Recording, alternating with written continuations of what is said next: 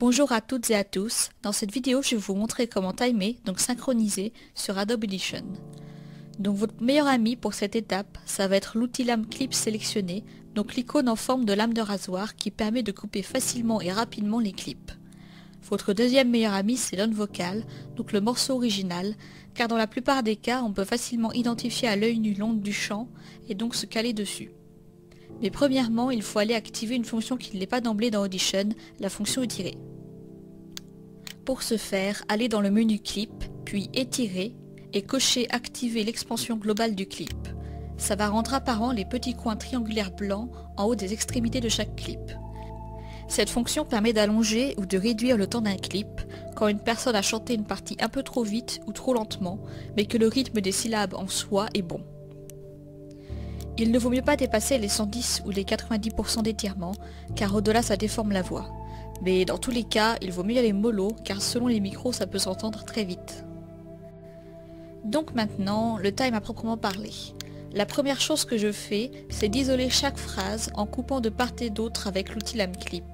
Puis, sur le temps d'un refrain ou d'un couplet, je vais faire une première passe, uniquement à l'œil, en plaçant la barre rouge du curseur au début de chaque note de l'onVocal et en m'en servant comme repère pour timer les notes de la personne. Et ensuite, quand j'ai timé à l'œil, je vais écouter et faire des ajustements si nécessaire. Quand le passage me satisfait, je passe à la partie suivante et ce jusqu'à la fin de la chanson.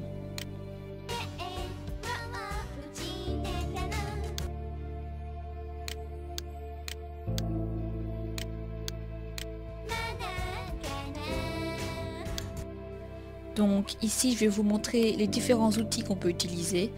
Imaginons que je veuille réduire la longueur de cette note continue qui est trop longue. Je coupe au milieu de la note, puis je viens déplacer le clip vers la gauche pour qu'il se chevauche avec celui d'avant. Le chevauchement, c'est les deux lignes jaunes qui s'entrecroisent, ça permet de fondre deux clips ensemble. Je peux aussi étirer la note pour la réduire, ou encore réduire la durée du clip en mettant le curseur de la souris sur le bord du clip jusqu'à que l'icône de crochet rouge apparaisse, puis faire glisser vers la droite ou la gauche. Donc le time, c'est l'étape qui prend le plus de temps, surtout quand on débute, mais avec de la pratique.